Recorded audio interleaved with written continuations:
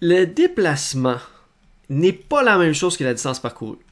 Le déplacement, c'est la distance directe, c'est-à-dire en ligne droite entre une position finale et une position initiale, et ce, indépendamment du trajet suivi. Alors, ce que je viens de souligner ici, c'est vraiment important. Okay? C'est ça la définition d'un déplacement.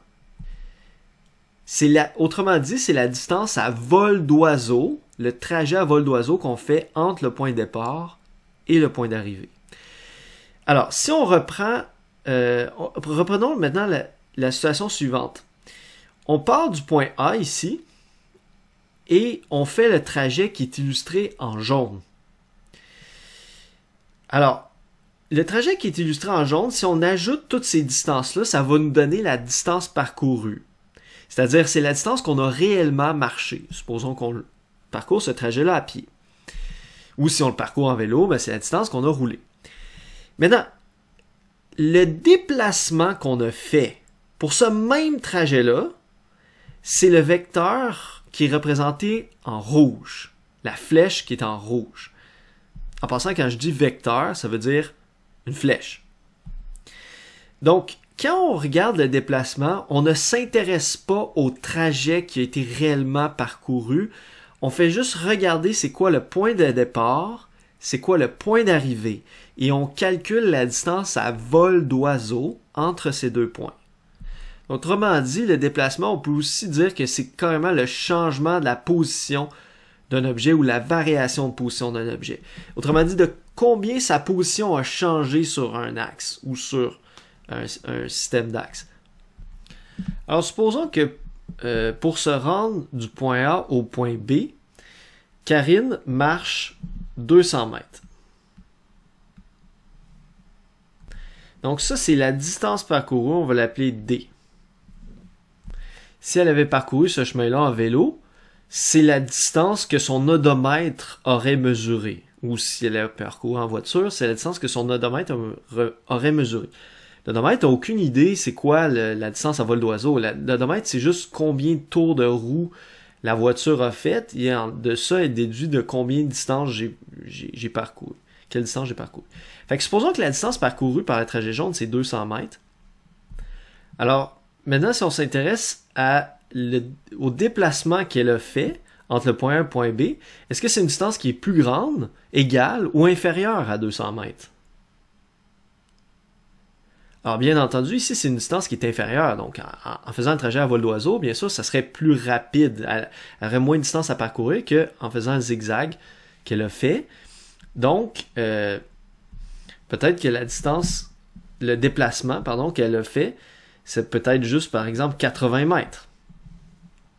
Le symbole qu'on va lui donner, c'est delta X, parce que c'est comme son changement de position.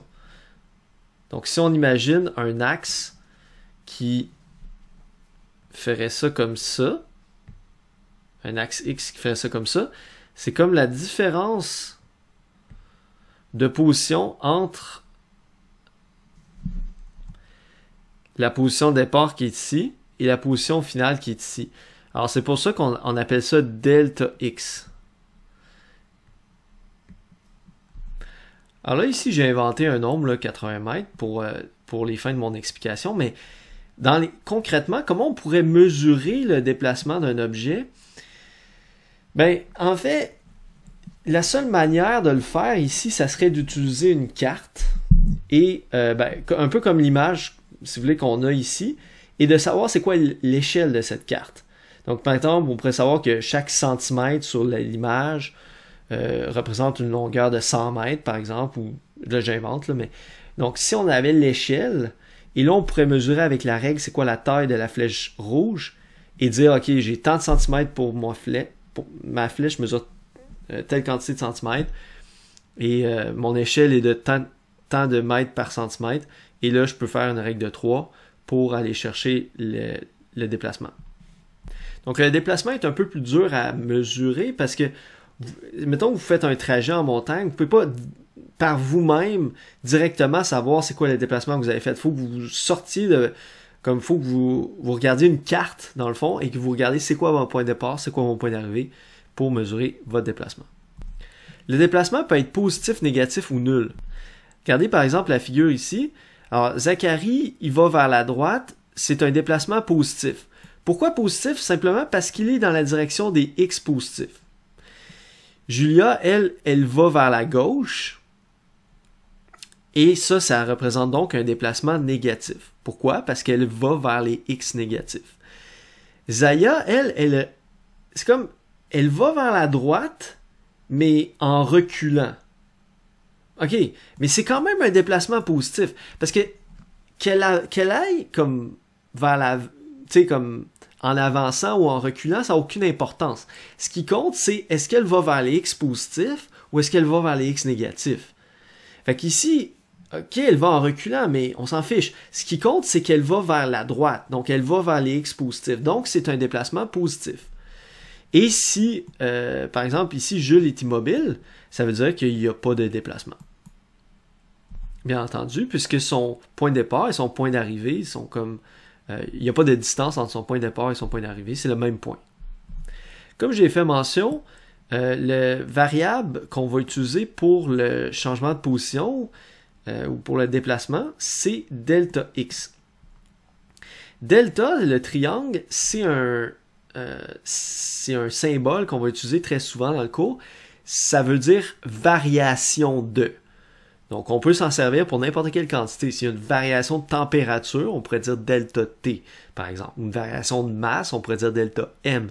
Donc, delta représente toujours une variation, c'est-à-dire valeur finale moins valeur initiale. Donc, c'est ça qu'on dit ici. La lettre grecque delta est utilisée pour symboliser une variation. Alors, la formule qu'on a ici pour le déplacement, delta x égale x final moins x initial. Donc, xf, c'est la position finale, xi, c'est la position initiale. Donc, on fait simplement la différence des deux, puis c'est toujours final moins initial par convention. Donc, dans notre cours, quand on va avoir des déplacements de dimension, on va toujours utiliser l'axe des x, sauf lorsque c'est un mouvement vertical, où là, on va utiliser l'axe des y. Revenons maintenant à l'exemple de tout à l'heure. L'exemple où on avait Gabriel qui partait de sa maison, il allait à l'école, il revenait chez lui. Tout à l'heure, on avait établi que la distance qu'il avait parcourue pour ce trajet-là était de 4 km. Donc 2 km aller, 2 km retour pour 4 km de distance parcourue. Maintenant ici, cherchons c'est quoi le déplacement qu'il a fait entre son point de départ et son point d'arrivée. En fait, si on regarde les coordonnées, donc, quand on regarde le déplacement, on se rappelle, on se fiche du trajet parcouru. On ne fait que regarder le point de départ et le point d'arrivée. Le point de départ, c'est la maison, et le point d'arrivée, c'est la maison. Donc, il revient à son point de départ. C'est un trajet qu'on appelle fermé, ou si vous voulez, une boucle. Donc, il ne s'est pas déplacé. Et c'est là que ça mélange certaines personnes, parce que dans le langage courant, si, par exemple, on avait cette situation-là, les gens auraient tendance à dire que oui, Gabriel s'est déplacé parce qu'il a bougé, il a avancé, il s'est rendu à l'école, il est revenu. Mais, en termes de la physique, si on considère le point de départ comme étant la maison, le départ de la maison, puis le point d'arrivée comme étant le retour à la maison, non, il n'y a pas de déplacement entre ce point de départ et ce point d'arrivée. Il ne s'est pas déplacé parce qu'il est revenu au même point. Autrement dit, si on applique la formule, alors x final, sa coordonnée finale, c'est 0. Sa coordonnée initiale, c'est aussi 0. Fait que si on fait la soustraction des deux 0 moins 0, ça donne 0. Il n'y a pas de déplacement. Il est revenu à la même coordonnée. Mais ça, c'est relatif à l'endroit que vous considérez comme étant la position finale. Donc, si, à la place, vous aviez considéré comme la position finale comme étant à l'école, à la place du retour à la maison, si la position finale est à l'école, alors là, oui, il y aurait eu un déplacement. Ça aurait été un déplacement de 2 km. Donc, c'est relatif à c'est quoi l'endroit final. Le dernier paramètre de base dont nous devons faire mention maintenant, c'est le temps. Évidemment, si on veut décrire un mouvement, le temps est une variable fondamentale. Si je fais un trajet en 1 seconde, ou si je fais le même trajet en 3 jours, ça n'a pas les mêmes implications en termes de ma vitesse. Alors, si on veut, on peut définir un axe du temps. Alors, ça permet de préciser à quel moment la position d'un certain objet est mesurée. La variable qu'on va utiliser pour le temps, c'est t minuscule. Encore une fois, on peut placer l'origine de l'axe à l'endroit de son choix. Autrement dit, on peut poser t égale 0 à n'importe quel moment. Par exemple, si vous avez un cours, vous pourriez dire t égale 0, je pourrais définir ce moment-là comme étant le moment où est-ce que le cours a commencé. Mais ça, c'est un choix vraiment arbitraire, encore une fois. Dans le sens que vous auriez pu dire, je vais poser t égale 0 comme étant le moment où le cours termine. Ça serait tout aussi valable, en fait. Alors, si vous posez t égale 0 comme au moment où le cours termine, ça veut dire que le moment où le cours a commencé, ça serait un temps négatif, parce que c'est un temps qui est avant le temps 0. Donc, si par exemple, vous dites, mettons, c'est un cours qui dure 1 heure, puis vous dites le cours finit à t égale 0, ça veut dire que le cours a commencé à t égale moins 1 heure. Ou encore, vous auriez pu dire, non, je vais poser t égale 0 au moment où est-ce que je me suis levé. Mettons, vous vous êtes levé à 7 heures du matin, ben ça pourrait être ça le temps 0. Puis votre cours a commencé à t égale 2 heures. Parce que votre cours a commencé 2 heures après le moment que vous vous êtes levé, donc à 9 heures du matin.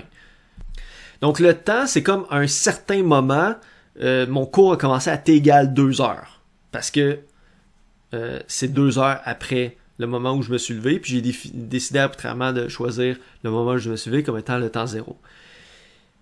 Et souvent, on veut considérer le temps qui s'est écoulé pour un certain événement, donc l'intervalle de temps. Pour définir un intervalle de temps, on va utiliser encore le symbole delta, delta t, donc c'est la différence entre le temps final et le temps initial. Donc visuellement, imaginez ici que ça ici c'est, supposons un cours qui durerait 90 minutes, et que là, on pose t égale 0 au début du cours. Fait que là, cet axe-là représente la passation du cours. Et à 90 secondes, à 90 minutes, ici, on a la fin. Fait que l'intervalle de temps, ce serait le temps final qui est 90, moins le temps initial qui est 0. Donc, 90 moins 0. Donc, ça donnerait un intervalle de temps de 90 minutes pour le cours. Autrement dit, delta t égale 90 minutes. L'intervalle de temps que dure le cours.